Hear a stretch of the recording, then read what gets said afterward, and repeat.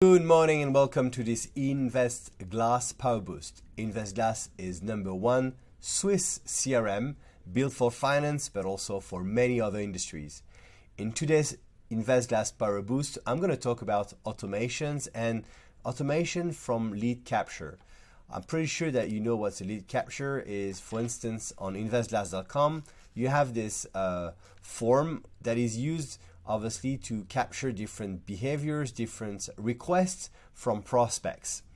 As you might know, this is very easy to build one with investglass.com. Once you have this form, what are you going to do with those contacts? Well, for that, I suggest you to use the InvestGlass automation tool. So now let's go into InvestGlass automation. So my account, company, then automation, and let's look into the different options you have with the new rules when you have a form submit. So first, I'm going to give a name and call it lead capture from website. Then, based on the type of form that you're using, you should look into the direction, the destination of those answers.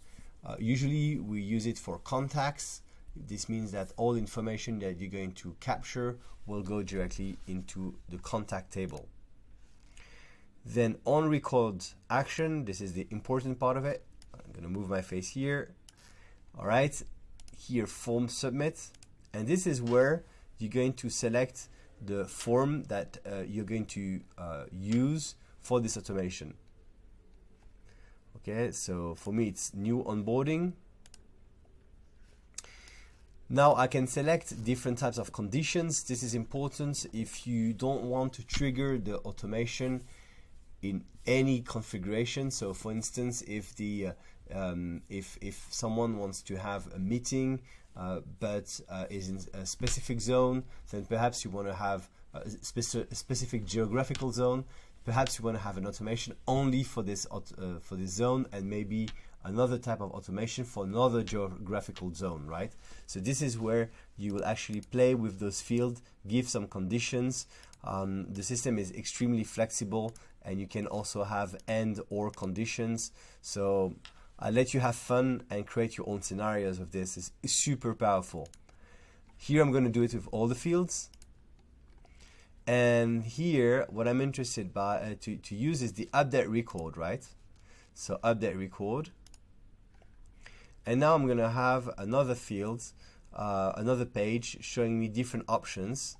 So for instance, here I want to automatically have those people invited to a Genius Bar, which are InvestGlass. I'm sure you know them. InvestGlass events we organize every 2 weeks in most financial cities. Hong Kong, Geneva, Zurich, Paris, Luxembourg. And if you're not invited, contact us because we'll be happy to add you to the next luncheon. And then here you see I can change the pipeline automatically.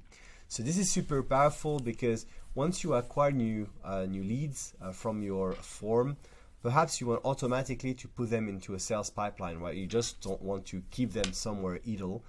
You want to make sure that someone is going to take care of them, and there's an actual sales pipeline with stages where you can measure the progress of this client conversion. So this is where you're going to use it. With, for instance, here I'm going to put it automatically to prospect, because obviously there's something going on if it's a lead that was captured from the website. Now, obviously, why do I keep lead? Because perhaps I'm going also to upload a list of contacts. You know, I want to an event with IFAs or bunkers, and I want to drop all those contacts here, but they're not prospect yet. So that's why I keep leads also. This is the pipelines. I'm sure you've seen already these pipelines. If you don't know how to use pipelines, there are videos for that on YouTube. For those using the portal also, it's a good time to show you those little elements that are interesting.